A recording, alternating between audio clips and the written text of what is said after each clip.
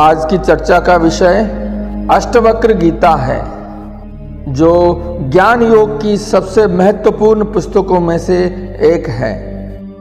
जैसे गीता में श्री कृष्ण और अर्जुन का संवाद है, वैसे ही अष्टवक्र गीता अद्वैत वेदांत का ग्रंथ है, जो ऋषि अष्टावक्र और राजा जनक के संवाद के रूप में है। भगवत गीता, उपनिषद और ब्रह्मसूत्र के समान अष्टावक्र गीता अमूल्य ग्रंथ है। इस ग्रंथ में ज्ञान, वैराग्य, मुक्ति और समाधिस्थ योगी की दशा का सविस्तार वर्णन है। अष्टावक्र के नाना ऋषि उद्दालक को छांदोग्य उपनिषद में एक ब्रह्मज्ञानी के रूप में उल्लेख किया गया है। वेदांत के सबसे महत्वपूर्ण महावाक्य तत्वमसि का उपदेश इनके नाना उद्दालक के द्वारा श्वेत केतु को दिया गया है, जो अष्टावक्र के समवयस्क हैं। अतः अष्टावक्र उपनिषद वाल्मीकि रामायण के युद्ध कांड में अष्टावक्र ऋषि का बड़े आदर से उल्लेख किया गया है। इस पुस्तक के बारे में किंवदंती है कि रामकृष्ण परमहंस ने भी यही पुस्तक नरेंद्र को पढ़ने के लिए कहा था, जिसके पढ़ने के पश्चात वे उनके शिष्य बने और कालांतर में स्वामी विवेकानंद के नाम से प्रसिद्ध हुए। इस ग्रंथ का प्रारंभ राजा जनक द्वारा किए गए 3 प्रश्नों से होता है। ज्ञान कैसे प्राप्त होता है, मुक्ति कैसे होती है और वैराग्य कैसे प्राप्त होता है।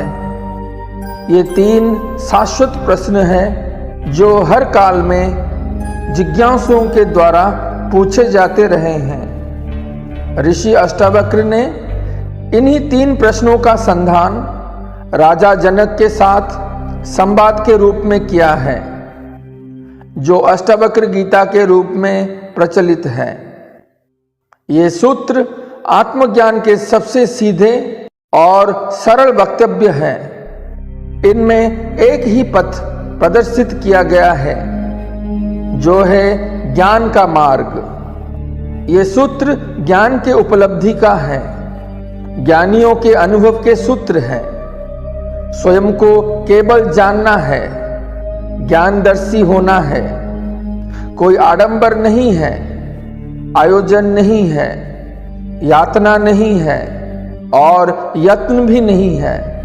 बस हो जाना, वही जो हो। अष्टावक्र गीता में 20 अध्याय हैं। उसकी चर्चा हम एक एक करके करेंगे। अष्टावक्र गीता का प्रथम अध्याय, इसका नाम साक्षी है। वयोवृद्ध राजा जनक बालक अष्टावक्र से पूछते हैं कि ज्ञान की प्राप्ति कैसे होती है, मुक्ति कैसे प्राप्त होती है और वैराग्य प्राप्त कैसे किया जाता है, ये सब मुझे बताइए। श्री अष्टावक्र उत्तर देते हैं कि यदि आप मुक्ति चाहते हो तो अपने मन से विषयों जैसे वस्तुओं के उपभोग की इच्छा को विष के तुल्य त्याग कर दीजिए। क्षमा, सरलता, दया, संतोष तथा सत्य का अमृत की तरह सेवन कीजिए।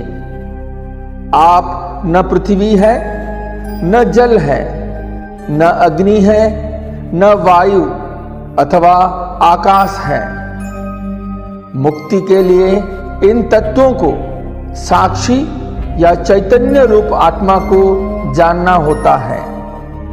यदि आप स्वयं को इस शरीर से अलग करके चेतना में विश्वास करें तो तत्काल ही सुख, शांति और बंधन मुक्त अवस्था को प्राप्त हो जाएंगे। आप ब्राह्मण, क्षत्रिय आदि सभी जातियों अथवा ब्रह्मचर्य आदि सभी आश्रमों से परे हैं तथा आंखों से दिखाई न पड़ने वाले हैं। आप निर्लिप्त, निराकार और इस विश्व के साक्षी हैं। ऐसा जानकर आप सुखी हो जाएं। धर्म, अधर्म, सुख, दुख ये सब मस्तिष्क से जुड़े हैं। सर्वव्यापक आपसे नहीं है। न आप करने वाले हैं और न भोगने वाले हैं। आप सदा इनमें से मुक्त हैं। आप समस्त विश्व के एकमात्र दृष्टा हैं। सदा मुक्त ही है। आपका बंधन केवल इतना ही है कि आप दृष्टा किसी और को समझते हैं। अहंकार रूपी महासर्प के प्रभाववश आप में मैं करता हूं ऐसा मान लेते हैं। मैं करता नहीं हूं इस विश्वास रूपी अमृत को पीकर सुखी हो जाइए। मैं एक विशुद्ध ज्ञान हूं। इस निश्चय रूपी अग्नि से गहन अज्ञान वन को जला दीजिए। इस प्रकार शोक रहित होकर सुखी हो जाएंगे। जहां यह विश्व रस्सी में सर्प की तरह अवास्तविक लगे, इस आनंद, परम आनंद की अनुभूति करके सुख से रहें। स्वयं को मुक्त मानने वाला मुक्त ही है और आबद्ध मानने वाला बंधा हुआ ही है। यह कहावत सत्य है कि जैसे बुद्धि होती है वैसे ही गति होती है। हम सभी में आत्मा साक्षी, सर्वव्यापी, पूर्ण एवं शांत है। भ्रम के बस ही ये आत्मा सांसारिक प्रतीत होती है। अपरिवर्तनीय, चेतन व अद्वैत आत्मा का चिंतन करें और मैं के भ्रम रूपी आभास से मुक्त होकर उस ब्रह्म जो विश्व के आधार हैं अपने अंदर ही महसूस करें। हे राजन, बहुत समय से आप ये मैं रूपी शरीर में स्थित हैं। इस भावना बंधन से बंधे हुए हैं। स्वयं के अनुभव करें। ज्ञान रूपी तलवार से इस बंधन को काटकर सुखी हो जाएं। आप असंग, अक्रिय, स्वयं प्रकाशवान तथा सर्वथा दोष मुक्त हैं। इसके विपरीत आपका ध्यान द्वारा मस्तिष्क को शांत रखने का प्रयत्न ही बंधन है। यह विश्व आपके द्वारा व्याप्त किया हुआ है। वास्तव में आप इसे व्याप्त किए हुए हैं। आप शुद्ध और ज्ञान स्वरूप हैं। छोटेपन की भावना से ग्रस्त मत हो जाइए। आप इच्छा रहित, विकार रहित, शीतलता के धाम, अगाध बुद्धिमान है। शांत होकर केवल चैतन्य की इच्छा वाले हो जाइए। आकार को असत्य जानकर निराकार को ही चिरस्थायी मानिए। इस तत्व को समझ लेने के बाद पुनः जन्म लेना संभव नहीं है। जिस प्रकार दर्पण में प्रतिबिंब रूप उसके अंदर भी है और बाहर भी है, उसी प्रकार परमात्मा इस शरीर के भीतर भी निवास करते हैं और इसके बाहर में भी है। जिस प्रकार एक ही आकाश मटकी के अंदर है और मटकी के बाहर व्याप्त है, उसी प्रकार शाश्वत और सतत परमात्मा समस्त प्राणियों में विद्यमान है। अष्टवक्र गीता का द्वितीय अध्याय, इसका नाम आश्चर्यम है। राजा जनक कहते हैं, आश्चर्य, मैं निष्कलंक, शांत, प्रकृति से परे ज्ञान स्वरूप हूं। इतने समय तक मैं मोह से ग्रसित होकर चला था। जिस प्रकार मैं इस शरीर को प्रकाशित करता हूं, उसी प्रकार इस विश्व को भी प्रकाशित करता हूं। अतः मैं ये समस्त विश्व ही हूं अथवा कुछ भी नहीं हूं। अब शरीर सहित इस विश्व को त्याग कर किसी कौशल द्वारा ही मेरे द्वारा परमात्मा का दर्शन किया जाता है। जिस प्रकार पानी, लहर, फैन और बुलबुले से पृथक नहीं होता है, उसी प्रकार आत्मा भी स्वयं से निकले इस विश्व से अलग नहीं है।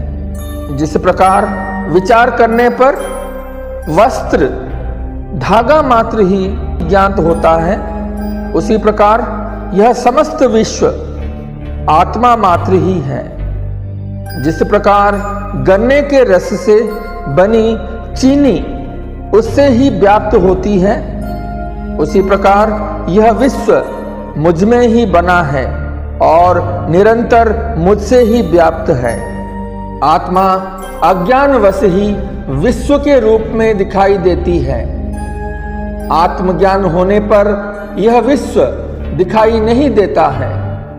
रस्सी अज्ञानवश सर्प जैसे दिखाई देती है। रस्सी का ज्ञान हो जाने पर सर्प दिखाई नहीं देता है। प्रकाश मेरा स्वरूप है, इसके अतिरिक्त मैं कुछ और नहीं हूं। वह प्रकाश जैसे इस विश्व को प्रकाशित करता है, वैसे ही इस मैं भाव को भी प्रकाशित करता है। आश्चर्य, यह कल्पित विश्व अज्ञान से मुझ में दिखाई देता है। जैसे सीप में चांदी दिखाई देती है, रस्सी में सर्प दिखाई देती है और सूर्य किरणों में पानी दिखाई देती है। मुझसे उत्पन्न हुआ विश्व मुझ में ही विलीन हो जाता है। जैसे घड़ा मिट्टी में विलीन हो जाता है, लहर जल में विलीन हो जाता है और कड़ा सोने में विलीन हो जाता है। आश्चर्य है, मुझको नमस्कार है। समस्त विश्वों के नष्ट हो जाने पर भी जिसका विनाश नहीं होता, जो तृण से ब्रह्म तक सबका विनाश होने पर भी विद्यमान रहता है, वो मैं हूं। आश्चर्य है, मुझको नमस्कार है। मैं एक हूं, शरीर वाला होते हुए भी, जो न कहीं जाता है और न कहीं आता है और समस्त विश्व को व्याप्त करके स्थित है। आश्चर्य है, मुझको नमस्कार है, जो कुशल है और जिसके समान कोई और नहीं है, जिसने इस शरीर को बिना स्पर्श करते हुए इस विश्व को अनादि काल से धारण किया हुआ है। आश्चर्य है, मुझको नमस्कार है, जिसका यह कुछ भी नहीं है अथवा जो भी वाणी और मन से समझ में आता है, वह सब जिसका है। यह जो अज्ञानवश दिखाई देता है, वह निष्कलंक मैं ही हूं। द्वैत भाव सभी दुखों का मूल कारण है। इसके अतिरिक्त कोई और औषधि नहीं है कि यह सब जो दिखाई दे रहा है वह सब असत्य है। मैं चैतन्य और निर्मल हूं। मैं केवल ज्ञान का स्वरूप हूं। अज्ञान से ही मेरे द्वारा स्वयं में अन्य गुण कल्पित किए गए हैं। ऐसा विचार करके मैं सनातन और कारण रहित रूप से स्थित हूं। न मुझे कोई बंधन है और न कोई मुक्ति का भ्रम है। मैं शांत और आश्रय रहित हूं। मुझ में स्थित यह विश्व भी वस्तुतः मुझ में स्थित नहीं है। यह निश्चित है कि इस शरीर सहित यह विश्व अस्तित्वहीन है। केवल शुद्ध चैतन्य आत्मा का ही अस्तित्व है। शरीर, स्वर्ग, नरक बंधन, मोक्ष और भय ये सब कल्पना मात्र ही है। इनसे मुझे चैतन्य स्वरूप का क्या प्रयोजन है? न मैं शरीर हूं, न यह शरीर मेरा है, न मैं जीव हूं, मैं केवल चैतन्य हूं। मेरे अंदर जीने की इच्छा ही मेरा बंधन था। आश्चर्य, मुझ अनंत महासागर में चित्त वायु उठने पर ब्रह्मांड रूपी विचित्र तरंगे उपस्थित हो जाती है। मुझ अनंत महासागर में चित्त वायु के शांत होने पर जीव रूपी वणिक के संसार रूपी जहाज जैसे दुर्भाग्य से नष्ट हो जाता है। आश्चर्य, मुझ अनंत महासागर में जीव रूपी लहरें उत्पन्न होती हैं, मिलती है, खेलती है और स्वभाव से मुझ में प्रवेश कर जाती है। अष्टवक्र गीता का तृतीय अध्याय। इस अध्याय को आत्मा द्वैत कहते हैं। अष्टावक्र कहते हैं, आत्मा को अविनाशी और एक मानो। इस आत्मज्ञान को प्राप्त करें किसी बुद्धिमानी व्यक्ति की रुचि धन अर्जित करने में कैसे हो सकता है? स्वयं के अज्ञान से भ्रमवश विषयों से लगाव हो जाता है। जैसे सीप में चांदी का भ्रम होने पर उसमें लोभ उत्पन्न हो जाता है। सागर से लहरों के समान जिससे यह विश्व उत्पन्न होता है वह मैं ही हूं। यह सुनकर भी आत्मा शुद्ध चैतन्य और अत्यंत सुंदर है। आप कैसे कामनाओं में आसक्त होकर मलिनता को प्राप्त हो सकते हो? सभी प्राणियों में स्वयं को और स्वयं में सब प्राणियों को जानने वाले पुरुष में ममता की भावना का बने रहना आश्चर्य ही है। एक ब्रह्म का आश्रय लेने वाले और मोक्ष के अर्थ का ज्ञान रखने वाले का आमोद प्रमोद द्वारा उत्पन्न कामनाओं से विचलित होना आश्चर्य ही है। अंत समय के निकट पहुंच चुके व्यक्ति का उत्पन्न ज्ञान के अमित्र काम की इच्छा रखना, जिसको धारण करने में वह अत्यंत असक्त है, ये आश्चर्य ही है। इस लोक और परलोक में विरक्त, नित्य और अनित्य के ज्ञान रखने वाले और मोक्ष की कामना रखने वालों का मोक्ष से डरना आश्चर्य ही है। सदा केवल आत्मा का दर्शन करने वाले बुद्धिमान व्यक्ति भोजन कराने पर या पीड़ित करने पर न प्रसन्न होते हैं और न क्रोध होते हैं। अपने कार्यशील शरीर को दूसरे की शरीरों की तरह देखने वाले महापुरुषों की प्रशंसा या निंदा कैसे विचलित कर सकती है? समस्त जिज्ञासाओं से रहित इस विश्व को माया में कल्पित देखने वाले स्थिर प्रज्ञा वाले व्यक्ति को आसक्त मृत्यु भी कैसे भयभीत कर सकती है? निराशा में भी समस्त इच्छाओं से रहित, समस्त ज्ञान से उत्पन्न महात्मा की तुलना किससे की जा सकती है?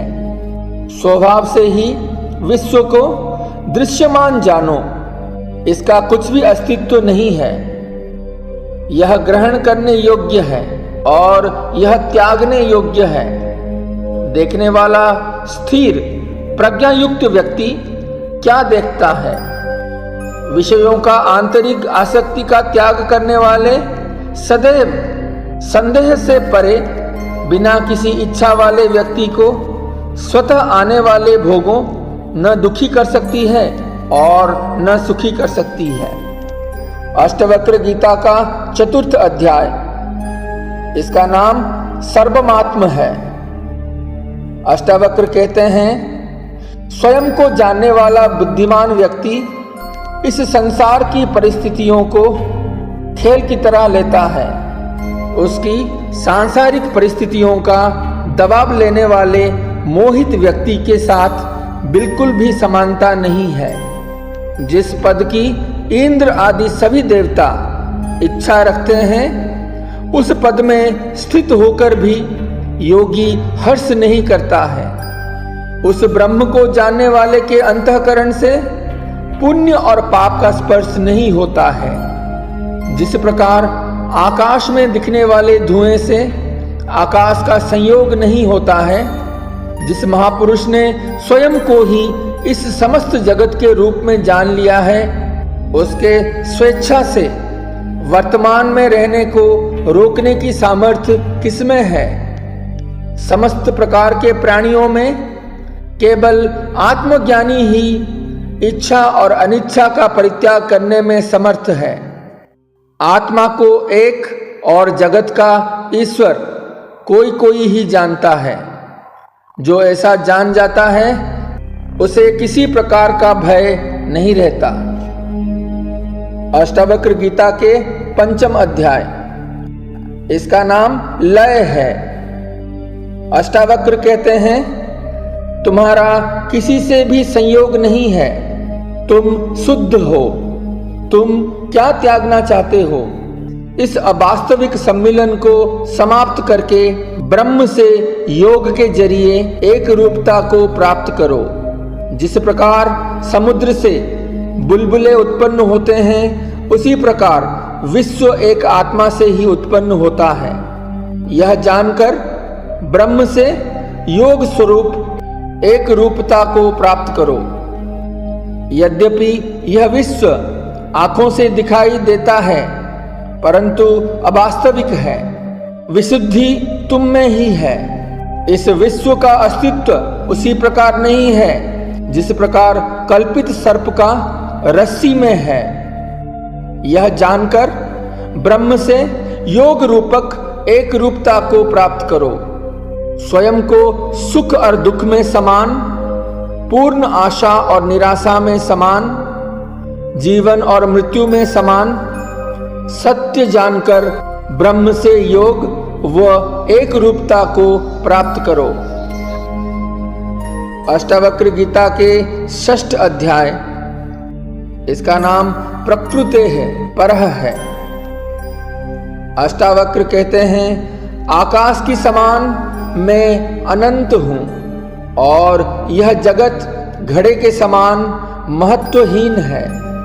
इसका न त्याग करना है और न ग्रहण करना है, बस इसके साथ एक रूप होना है। मैं महासागर के समान हूं और ये दृश्यमान संसार लहरों के समान है। यह ज्ञान है, इसका न त्याग करना है और न ग्रहण करना है, बस इसके साथ एक रूप होना है। यह विश्व मुझ में वैसे ही कल्पित है जैसे कि सीप में चांदी नजर आती है।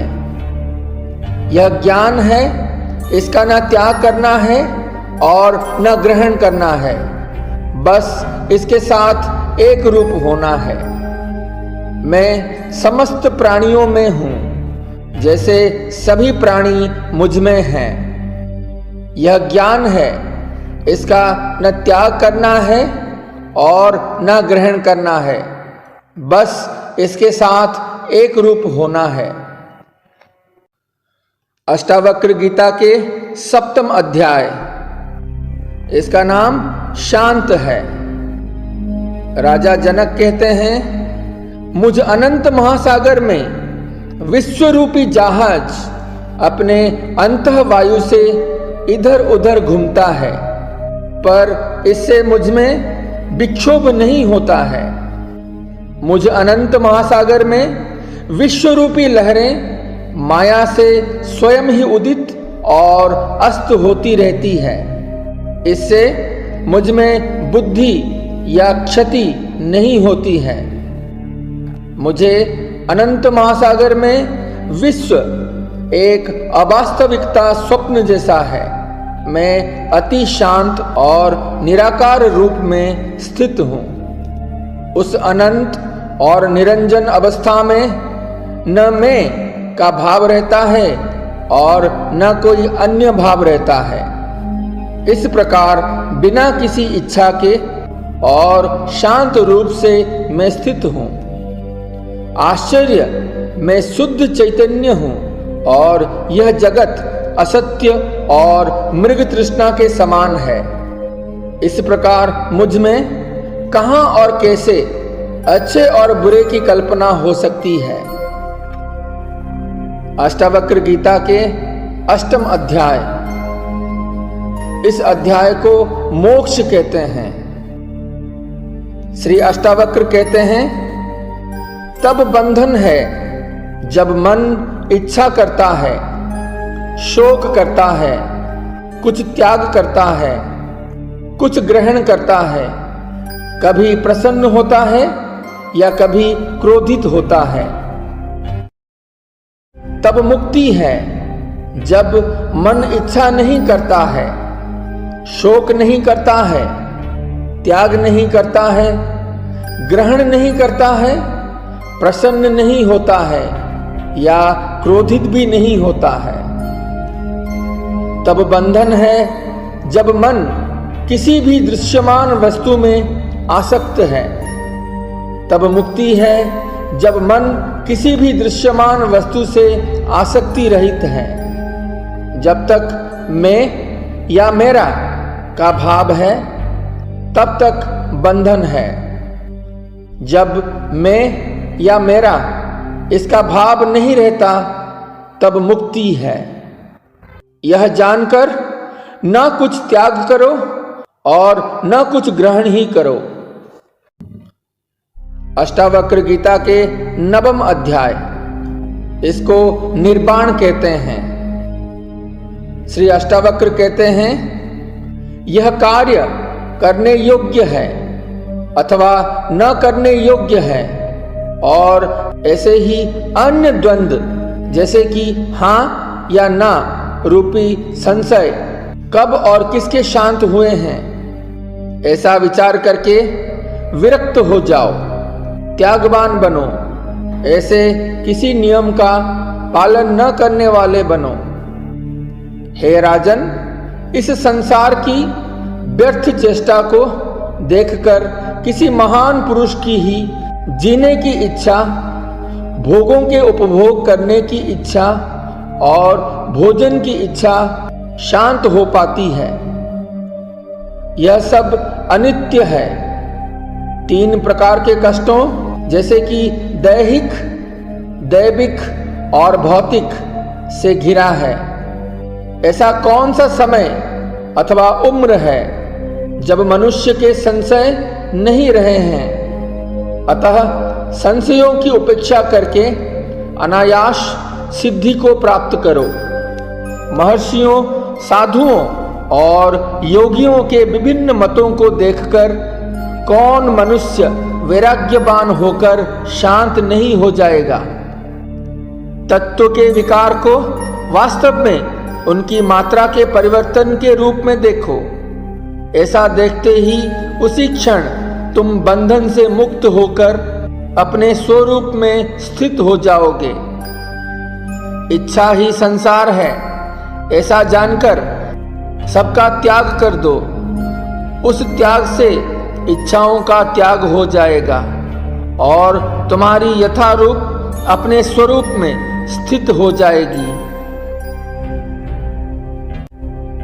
अष्टावक्र गीता के 10वां अध्याय। इस अध्याय को वैराग्य बोलते हैं। श्री अष्टावक्र कहते हैं, कामना और अनर्थों के समूह धन रूपी शत्रुओं को त्याग कर दो। इस दोनों को त्याग रूपी धर्म से युक्त होकर सर्वत्र विरक्त व निरासक्त हो जाओ। मित्र, जमीन, धन संपत्ति, पत्नी और अन्य संपत्तियों को स्वप्न की माया के समान 3 या 5 दिनों में नष्ट होने वाला देखो। जहां जहां आसक्ति हो उसको ही संसार जानो। इस प्रकार परिपक्व वैराग्य के आश्रम में कामना रहित होकर सुखी हो जाओ। किसी भी कामना मात्र ही स्वयं का बंधन है। कामना के नाश को मोक्ष कहा जाता है। संसार में अनासक्ति से ही निरंतर आनंद की प्राप्ति होती है। तुम एक अद्वितीय चेतन और शुद्ध हो तथा यह विश्व अचेतन और असत्य है। तुम में अज्ञानता का लेश मात्र भी नहीं है और जानने की इच्छा भी नहीं है। पूर्व जन्मों में बहुत बार तुम्हारे राज्य, पुत्र, स्त्री, शरीर और सुखों का तुम्हारी आसक्ति होने पर भी नाश हो चुका है। पर्याप्त धन, इच्छाओं और शुभ कर्मों द्वारा भी इस संसार रूपी माया से मन को शांत नहीं मिली। कितने जन्मों में शरीर, मन और वाणी से दुख के कारण कर्म को तुमने नहीं किया है। अब उनसे निरासक्त हो जाओ। अष्टावक्र गीता के 11 अध्याय। इस अध्याय को चिद्रूप कहते हैं।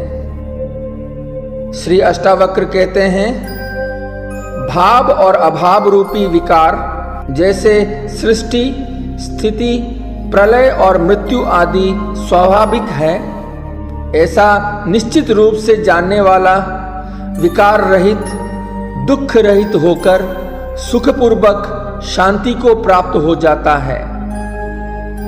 ईश्वर ही सबका सृष्टा है और कोई अन्य नहीं है। ऐसा निश्चित रूप से जानने वाले का सभी आंतरिक इच्छाओं का नाश हो जाता है। वह शांत पुरुष सर्वत्र आसक्ति रहित हो जाता है। सुख और दुख का समय प्रारब्धवश यानी पूर्वकृत कर्मों के अनुसार है। ऐसा निश्चित रूप से जानने वाला संतोष और निरंतर संयमित इंद्रियों से युक्त हो जाता है। वह न इच्छा करता है और न शोक करता है। सुख दुख और जन्म मृत्यु ये सब पूर्वकृत कर्मों के अनुसार है। ऐसा निश्चित रूप से जानने वाला, फल की इच्छा न रखने वाला, सरलता से कर्म करते हुए भी उससे लिप्त नहीं होता है। चिंता से ही दुख उत्पन्न होते हैं, किसी अन्य कारण से नहीं। ऐसा निश्चित रूप से जानने वाला चिंता से रहित होकर सुखी, शांत और सभी इच्छाओं से मुक्त हो जाता है। न मैं शरीर हूं और न यह शरीर मेरा है, मैं ज्ञान स्वरूप हूं। ऐसा निश्चित रूप से जानने वाला जीवन मुक्त को प्राप्त होता है। वह किए हुए और न किए हुए, तृण से लेके ब्रह्म तक सब कुछ मैं ही हूं।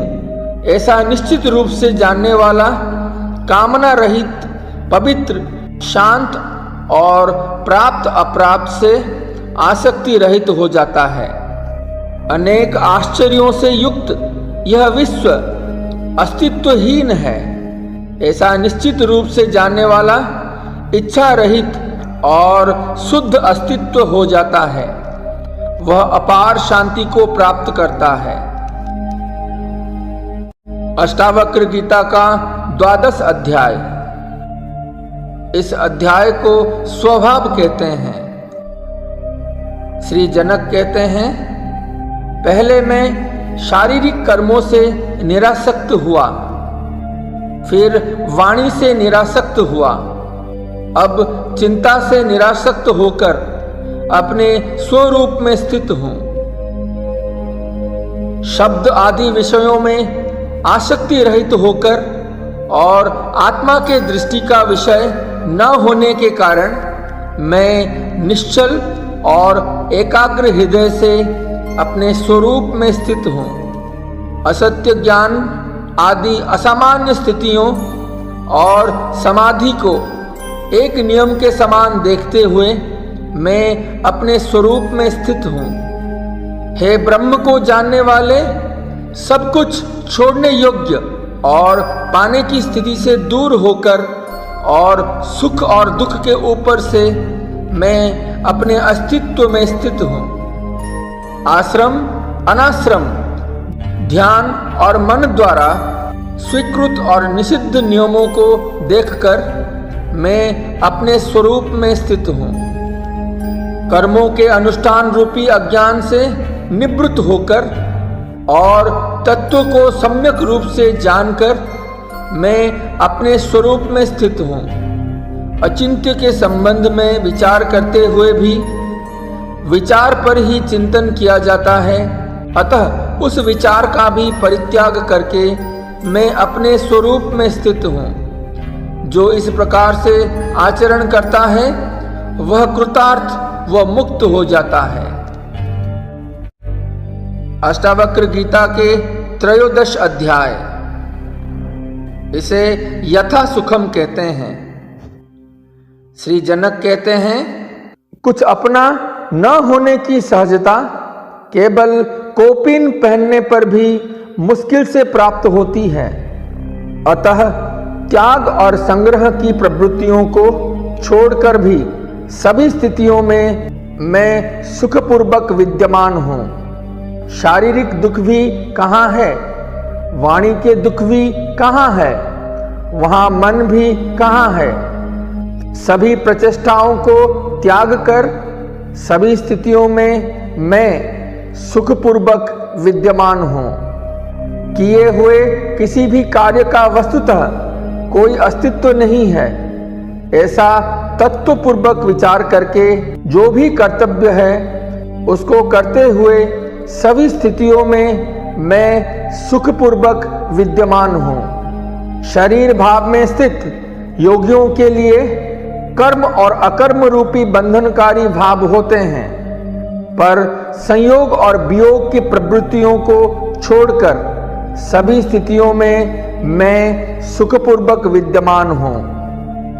विश्राम, गति, शयन, बैठने, चलने और स्वप्न में वस्तुतः मेरे लाभ और हानि नहीं है, अतः सभी स्थितियों में मैं सुखपूर्वक विद्यमान हूँ। सोने में मेरी हानि नहीं है और उद्योग अथवा व्यापार में मेरा लाभ नहीं है, अतः हर्ष और शोक की प्रवृत्तियों को छोड़कर सभी स्थितियों में मैं सुखपूर्वक विद्यमान हूँ। सुख और दुख आदि स्थितियों के क्रम से आने के नियम पर बार बार विचार करके अच्छे और बुरे की प्रवृत्तियों को छोड़कर सभी स्थितियों में मैं सुखपूर्वक विद्यमान हूँ। अष्टावक्र गीता के 14 अध्याय। इस अध्याय को ईश्वर कहते हैं। श्री जनक कहते हैं, जो स्वभाव से ही विचार शून्य है और शायद ही कभी कोई इच्छा करता है, वह पूर्व स्मृतियों से उसी प्रकार मुक्त हो जाता है। जैसे कि नींद से जागा हुआ व्यक्ति अपने सपनों से मुक्त हो जाता है। जब मैं कोई इच्छा नहीं करता तब मुझे धन, मित्र, विषयों, शास्त्र और विज्ञान से क्या प्रयोजन है। साक्षी पुरुष रूपी परमात्मा या ईश्वर को जानकर मैं बंधन और मोक्ष से मुक्त हो गया हूँ और मुझे मोक्ष की चिंता भी नहीं है। आंतरिक इच्छाओं से रहित ब्रह्म रूप में चिंता रहित आचरण करने वाले प्रायतः मत्त पुरुष जैसे ही दिखने वाले प्रकाशित पुरुष अपने जैसे प्रकाशित पुरुषों द्वारा ही पहचाना जा सकता है। अष्टावक्र गीता के 15 अध्याय। इस अध्याय को तत्वम कहा जाता है। श्री अष्टावक्र कहते हैं, सात्विक बुद्धि से युक्त मनुष्य साधारण प्रकार के उपदेश से भी मुक्त हो जाता है, परंतु ऐसा न होने पर, आजीवन जिज्ञासु होने पर भी परम ब्रह्म का यथार्थ ज्ञान नहीं होता है। विषयों से मुक्ति होना मोक्ष है और विषयों में रस लेना बंधन है। ऐसा जानकर तुम्हारी जैसी इच्छा हो वैसा ही करो। वाणी, बुद्धि और कर्मों से महान कार्य करने वाले मनुष्य को स्तब्ध और कर्म न करने वाला बना देता है। अतः सुख की इच्छा रखने वाले इसका त्याग कर देते हैं। न तुम शरीर हो और न यह शरीर तुम्हारा है, न ही तुम भोगने वाले अथवा करने वाले हो। तुम चैतन्य रूप हो, शाश्वत साक्षी हो, इच्छा रहित हो, अतः सुखपूर्वक रहो। राग यानी प्रियता और द्वेष यानी अप्रियता आदि मन का धर्म है, और तुम किसी भी प्रकार से मन नहीं हो। तुम कामना रहित हो, ज्ञान स्वरूप हो, विकार रहित हो, अतः सुखपूर्वक रहो।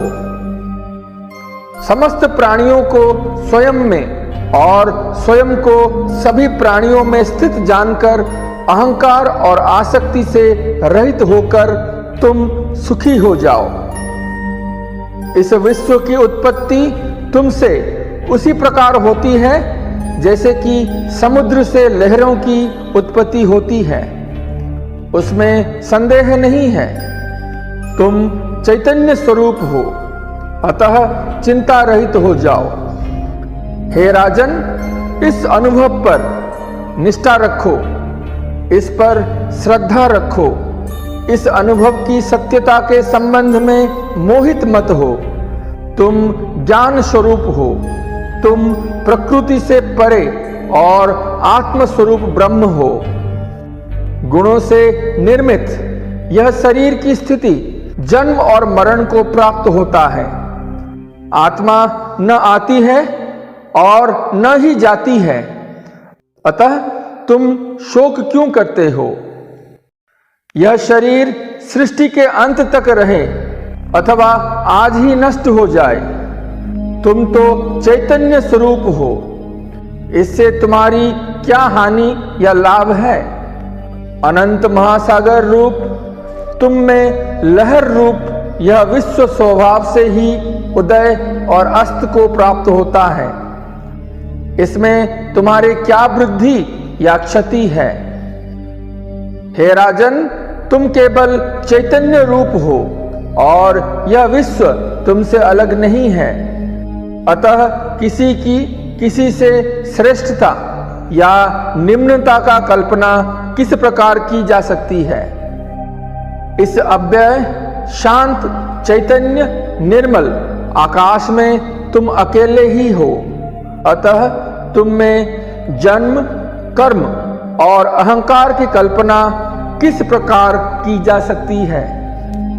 तुम एक होते हुए भी अनेक रूपों में प्रतिबिंबित होकर दिखाई देते हो। यह मैं हूं और यह मैं नहीं हूं, इस प्रकार के भेद को त्याग कर दो। सब कुछ आत्मस्वरूप तुम ही हो, ऐसा निश्चय करके और कोई संकल्प न करते हुए सुखी हो जाओ। अज्ञान बस तुम ही यह विश्व हो, पर ज्ञान दृष्टि से देखने पर केवल एक तुम ही हो। तुमसे अलग कोई दूसरा व्यक्त या अव्यक्त किसी भी प्रकार से नहीं है। यह विश्व केवल भ्रम मात्र है, स्वप्न की तरह असत्य है और कुछ भी नहीं है। एक ही सत्य था, है और रहेगा। तुम में न मोक्ष है और न बंधन। ऐसे स्थित प्रज्ञ होकर सुख से विचरण करो। हे चैतन्य रूप, भांति भांति के संकल्पों और विकल्पों से अपने चित्त को अशांत मत करो। शांत होकर अपने आनंद रूप में सुख से स्थित हो जाओ। सभी स्थानों से अपने ध्यान को हटा लो और अपने हृदय में कोई विचार ना करो। तुम आत्मस्वरूप हो और मुक्त ही हो। इसमें विचार करने की क्या आवश्यकता है? अष्टावक्र गीता के 16 अध्याय। इस अध्याय को स्वास्थ्य कहते हैं। श्री अष्टावक्र कहते हैं, हे राजन, विद्वानों से सुनकर अथवा बहुत शास्त्रों के पढ़ने से तुम्हारे आत्म स्वरूप में वैसी स्थिति नहीं होगी जैसी कि सब कुछ अनुभव भूल जाने से। कर्म भोग करो या समाधि में रहो, पर चूंकि तुम विद्वान हो अतः तुम्हें चित्त की सभी आशाओं को शांत करना अत्यंत आनंदप्रद होगा। प्रयत्न से ही सभी दुखी है, पर कोई इसे जानता नहीं है। इस निष्पाप उपदेश से भाग्यवान व्यक्ति सभी वृत्तियों से रहित हो जाते हैं। जिसको पलकों का खोलना और बंद करना भी कार्य लगता है, उस परम आलसी के लिए ही सुख है, अन्य किसी के लिए किसी भी प्रकार से नहीं है। यह करना चाहिए और यह नहीं। जब मन इस प्रकार की द्वंद्वों से मुक्त हो जाता है, तब उसको धर्म, अर्थ, काम और मोक्ष की इच्छा नहीं रहती। न विषयों से द्वेष करने वाला, न ही विषयों में आसक्त रहने वाला, वह तो निश्चय ही विषयों के ग्रहण और त्याग से विहीन है। जब तक विषयों के ग्रहण और त्याग की कामना रहती है, तब तक संसार रूपी वृक्ष का अंकुर विद्यमान है। अतः विचारहीन अवस्था का आश्रय लो। प्रवृत्ति से आसक्ति और निवृत्ति से द्वेष उत्पन्न होता है। अतः बुद्धिमान पुरुष बालक के समान निर्द्वंद होकर स्थित रहें। विषयों में आसक्त पुरुष दुख से बचने के लिए संसार का त्याग करना चाहता है, पर वह पुरुष ही सुखी है जो उन दुखों में भी खेद नहीं करता है। जो मोक्ष भी चाहता है और इस शरीर में आसक्ति भी रखता है, वह न ज्ञानी है और न योगी है, बल्कि केवल दुख को प्राप्त करने वाला है। यदि तुम्हारे उपदेशक साक्षात शिव, विष्णु या ब्रह्मा भी हो, तो भी सब कुछ भूल जाने के बिना तुम आत्म स्वरूप को प्राप्त नहीं होंगे। अष्टावक्र गीता के सप्तादश अध्याय। इस अध्याय को कैबल्य कहते हैं। श्री अष्टावक्र कहते हैं, उन्होंने ज्ञान और योग का फल प्राप्त कर लिया है। जो सदा संतुष्ट, शुद्ध इंद्रियों वाले और एकांत में रहने वाले हैं। ब्रह्म को जानने वाला कभी भी किसी बात से इस संसार में दुखी नहीं होता है, क्योंकि उस एक ब्रह्म से ही यह संपूर्ण विश्व पूर्णतः व्याप्त है। अपनी आत्मा में रमण करने वाला किसी विषय को प्राप्त करके हर्षित नहीं होता। जैसे कि स्वादिष्ट पत्तों से प्रेम करने वाला हाथी नीम के पत्तों को पाकर हर्ष नहीं करता है, जिसकी प्राप्त हो चुके भोगों में आसक्ति नहीं है और न प्राप्त हुए भोगों की इच्छा नहीं है, ऐसा व्यक्ति इस संसार में दुर्लभ है। इस संसार में सांसारिक भोगों की इच्छा वाले और मोक्ष की इच्छा वाले भी देखे जाते हैं, पर इन दोनों इच्छाओं से रहित महापुरुष का मिलना दुर्लभ है।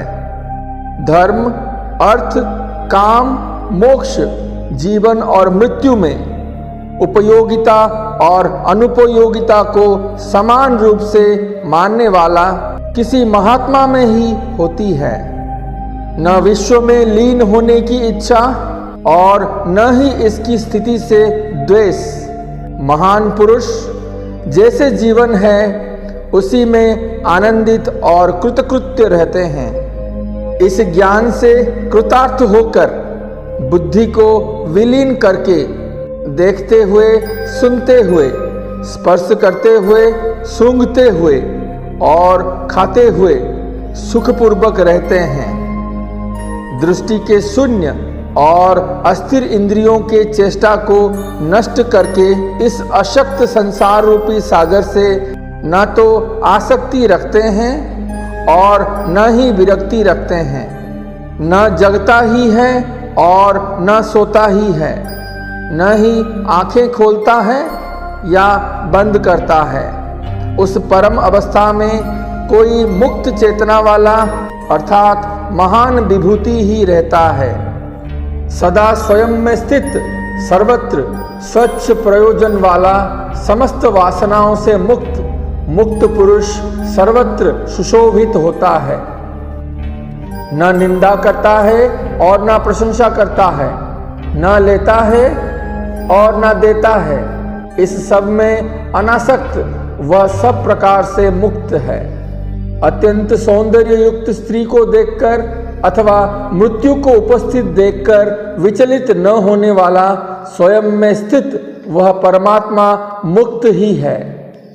धीर पुरुष सुख में, दुख में, पुरुष में, नारी में, संपत्ति में और विपत्ति में अंतर न देखता हुआ सर्वत्र समदर्शी होता है। क्षीण संसार वाले पुरुष में न हिंसा और न करुणा, न गर्व और न दीनता, न आश्चर्य और न क्षोभ ही होते हैं। मुक्त पुरुष न तो विषयों से द्वेष करता है और न आसक्ति होता है, अतः उसकी प्राप्ति और अप्राप्ति में सदा समान मन वाला रहता है। संदेह और समाधान एवं हित और अहित की कल्पना से परे शून्य चित्त वाला पुरुष कैवल्य में ही स्थित रहता है। ममता रहित, अहंकार रहित और दृश्य जगत के अस्तित्व रहित होने के निश्चय मन वाला सभी इच्छाओं से रहित करता हुआ भी कुछ नहीं करता। कोई भी मन की मोह, स्वप्न और जड़ता से रहित प्रकाशित अवस्था को प्राप्त कर मन की इच्छाओं से रहित हो जाए। अष्टावक्र गीता के अष्टादश अध्याय। इस अध्याय को जीवन मुक्ति कहते हैं।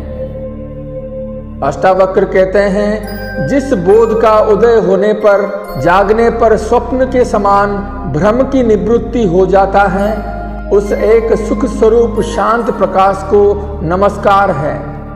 जगत के सभी पदार्थों को प्राप्त करके कोई बहुत से भोग प्राप्त कर सकता है, पर उन सबका आंतरिक त्याग किए बिना सुखी नहीं हो सकता है। जिसका मन यह कर्तव्य और यह अकर्तव्य आदि दुखों की तीव्र ज्वाला से सुलझ रहा है, उसे भला कर्म त्याग रूपी शांति की अमृत धारा का सेवन किए बिना सुख की प्राप्ति कैसे हो सकती है। यह संसार केवल एक भावना मात्र है, इसके अलावा कुछ भी नहीं है। भाव और अभाव के रूप में स्वभावतः स्थित पदार्थों का कभी अभाव नहीं हो सकता। आत्मा न तो दूर है और न पास है, वह तो प्राप्त ही है। तुम स्वयं ही हो, उसमें न विकल्प है, न प्रयत्न, न विकार और न मल ही है। अज्ञान मात्र की निवृत्ति और स्वरूप का ज्ञान होते ही दृष्टि का आवरण भंग हो जाता है और तत्व को जानने वाला शोक से रहित होकर शोभायमान हो जाता है। सब कुछ कल्पना मात्र है और आत्मा नित्य मुक्त है। धीर पुरुष इस तथ्य को जानकर फिर बालक के समान क्या अभ्यास करे। आत्मा ही ब्रह्म है और भाव अभाव कल्पित है। ऐसा निश्चय हो जाने पर निष्काम ज्ञानी फिर क्या जाने और क्या कहे। सब आत्मा ही है, ऐसा निश्चय करके जो चुप हो गया है, उस पुरुष के लिए यह मैं हूँ, यह मैं नहीं हूँ आदि कल्पनाएं भी शांत हो जाती है। अपने स्वरूप में स्थित होकर शांत हुए तत्वज्ञानी के लिए न विक्षिप्त है और न एकाग्रता, न ज्ञान है और न अज्ञान, न सुख है और न दुख। जो योगी स्वभाव से ही विकल्प रहित है, उसके लिए अपने राज्य में या भिक्षा में, लाभ हानि में, भीड़ या जंगल में कोई अंतर नहीं है। यह कर लिया और ये कार्य शेष है। इन द्वंद्वों से जो मुक्त है, उसके लिए धर्म कहाँ, कर्म कहाँ, अर्थ कहाँ और विवेक कहाँ। जीवन मुक्त योगी का न तो कुछ कर्तव्य है और न ही उसके हृदय में कोई अनुराग है। जैसे भी जीवन बीत जाए वैसे ही उसकी स्थिति है। जो महात्मा सभी संकल्पों की सीमा पर विश्राम कर रहा है, उसके लिए मोह कहाँ, संसार कहाँ, ध्यान कहाँ और मुक्ति भी कहाँ। जिसने इस संसार को वास्तव में देखा हो वह कहे कि यह नहीं है। जो कामना रहित है वह तो उसको देखते हुए भी नहीं देखता है। जिसने अपने विषयों में कभी कोई विक्षेप देखा हो वह उसको रोके। तत्व को जानने वाले का विक्षेप कभी होता ही नहीं है। तत्वज्ञ तो सांसारिक लोगों से उल्टा ही होता है। वह सामान्य लोगों जैसा व्यवहार करता हुआ भी अपने स्वरूप में न समाधि देखता है, न विक्षेप देखता है और न लय देखता है। तत्वज्ञ भाव और अभाव से रहित, तृप्त और कामना रहित होता है। लौकिक दृष्टि से कुछ उल्टा सीधा करते हुए भी वह कुछ भी नहीं करता। तत्वज्ञ का प्रवृत्ति या निवृत्ति का दुराग्रह नहीं होता।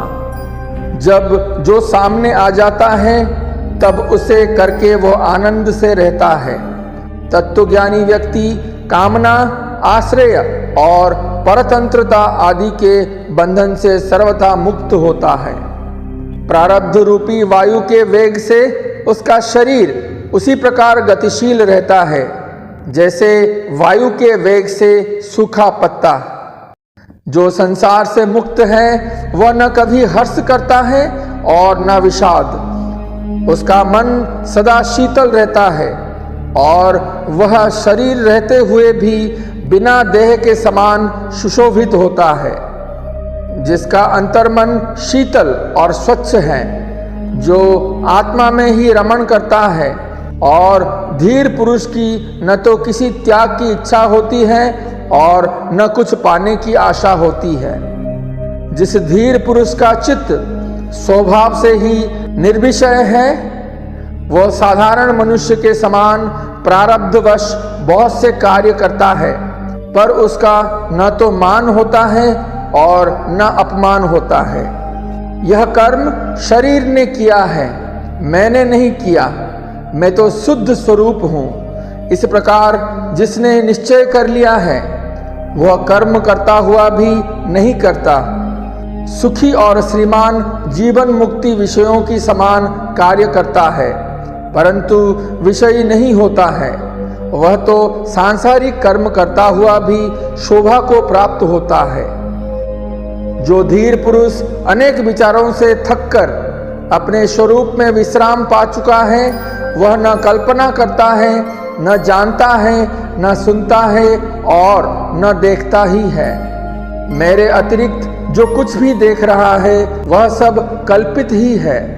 ऐसा निश्चय करके सबको देखता हुआ वह ब्रह्म ही है। जिसके अंतःकरण में अहंकार विद्यमान है, वह देखने में कर्म न करे तो भी करता है, पर जो धीर पुरुष निरहंकार है वह सब कुछ करते हुए भी कर्म नहीं करता।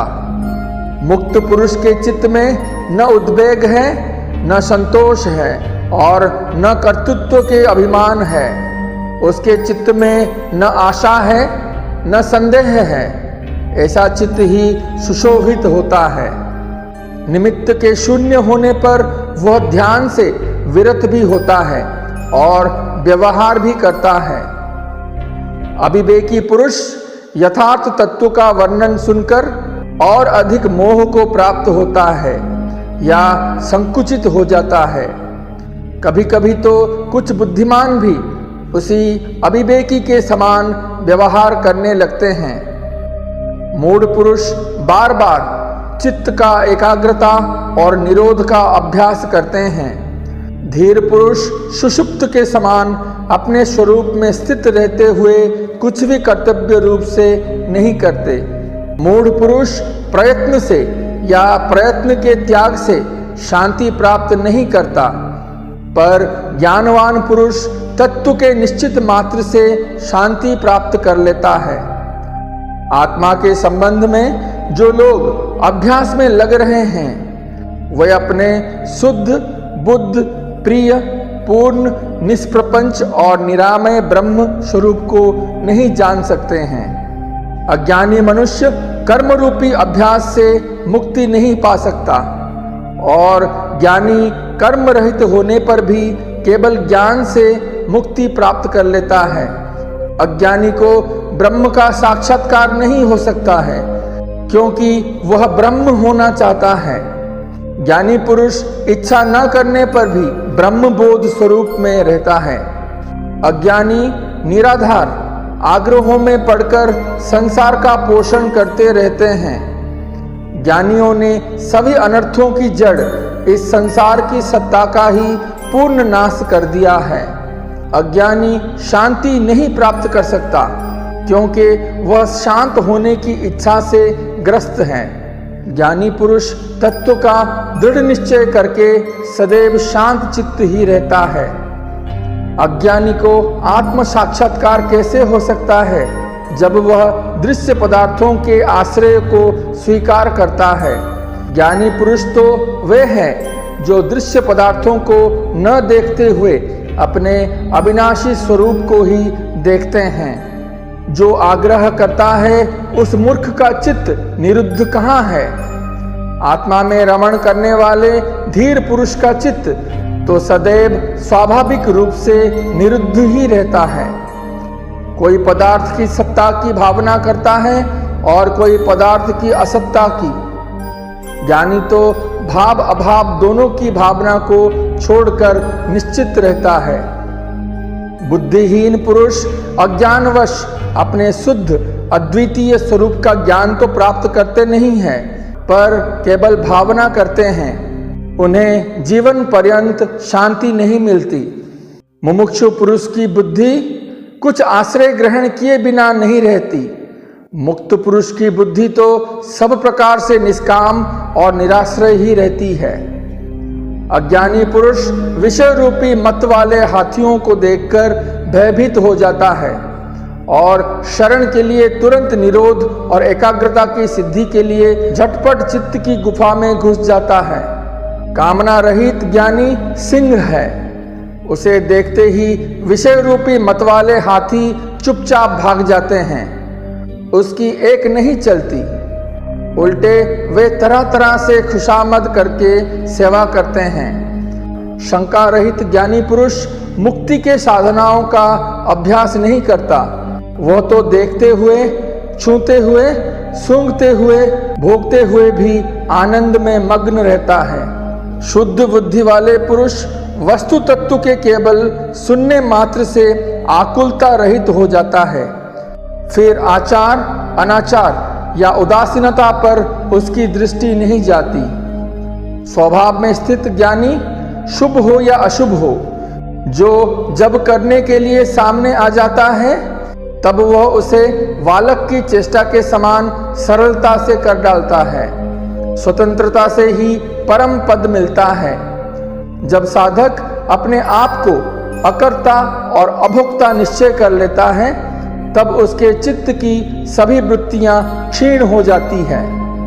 धीर पुरुष की स्वाभाविक स्थिति विक्षोभ युक्त होने पर भी श्रेष्ठ है, पर जिसके चित्त में अनेक इच्छाएं भरी पड़ी हैं उस अज्ञानी पुरुष पर वनावटी शांति शोभा नहीं पाती। धीर पुरुष बड़े भोगों में आनंद करते हैं और पर्वतों की गहन गुफाओं में भी निवास करते हैं, पर वे कल्पना, बंधन और बुद्धि की वृत्तियों से मुक्त होते हैं। धीर पुरुष शास्त्रज्ञ ब्राह्मण, देवता, तीर्थ, स्त्री, राजा और प्रिय को देखकर उसका स्वागत करता है, पर उसके हृदय में कोई कामना नहीं होती है। सेवक, पुत्र, स्त्री, संगोत्र द्वारा मजाक से भी धिक्कारने पर भी योगी के चित्त में थोड़ा सा विकार भी उत्पन्न नहीं होता। लौकिक दृष्टि से प्रसन्न दिखने पर वह प्रसन्न नहीं होता और दुखी दिखने पर दुखी नहीं होता। उसकी उस आश्चर्यमय दशा को उसके समान लोग ही जान सकते हैं। कर्तव्य बुद्धि का नाम ही संसार है। विद्वान लोग उस कर्तव्यता को नहीं देखते, क्योंकि उनकी बुद्धि शून्यकार, निराकार, निर्विकार और निरामय होती है।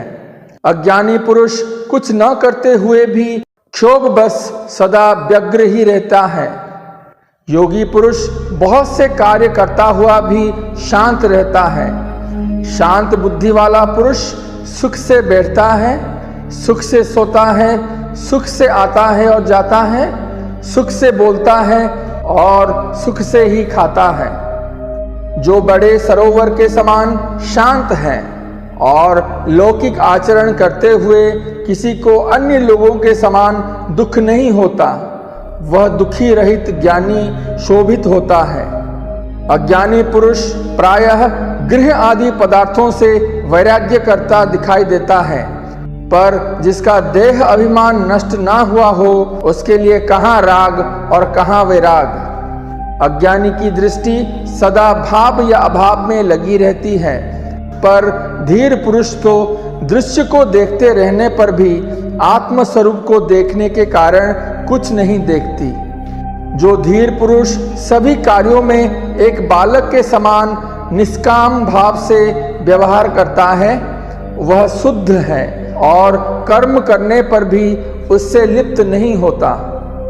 वह आत्मज्ञानी धन्य है जो सभी स्थितियों में समान रहता है।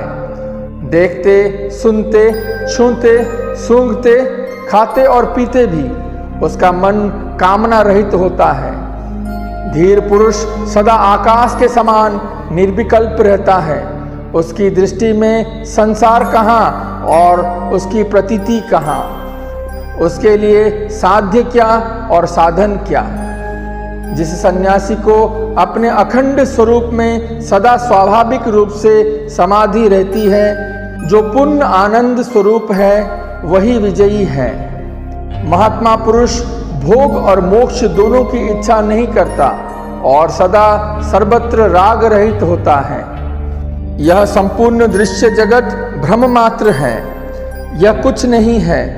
ऐसे निश्चय से युक्त पुरुष दृश्य की स्फूर्ति से भी राहत हो जाता है और स्वभाव से ही शांत हो जाता है। जो अनंत रूप से स्वयं स्फुरित हो रहा है और प्रकृति की पृथक सत्ता को नहीं देखता है, उसके लिए बंधन कहाँ, मोक्ष कहाँ, हर्ष कहाँ और विषाद कहाँ। बुद्धि के अंत तक ही संसार है और यह केवल माया का विवर्त है। इस तत्व को जानने वाला बुद्धिमान ममता, अहंकार और काम से रहित होकर शोभित होता है। जो मुनि संताप से रहित अपने अविनाशी स्वरूप को जानता है, उसके लिए विद्या कहाँ और विश्व कहाँ, अथवा देह कहाँ और मैं और मेरा कहाँ। जड़ बुद्धि वाले मनुष्य यदि निरोध आदि कर्मों को छोड़ देते हैं, तो अगले क्षण बड़े बड़े मनोरथ बनाने और प्रलाप करने लगता है। अज्ञानी तत्व का श्रवण करके भी अपनी मूढ़ता का त्याग नहीं करता। वह ब्रह्म रूप से तो निसंकल्प हो जाता है, पर उसके अंतर्मन में विषयों की इच्छा बनी रहती है। ज्ञान से जिसका कर्म बंधन नष्ट हो गया है, वह लौकिक रूप से कर्म करता रहे तो भी उसके कुछ करने या कहने का अवसर नहीं रहता।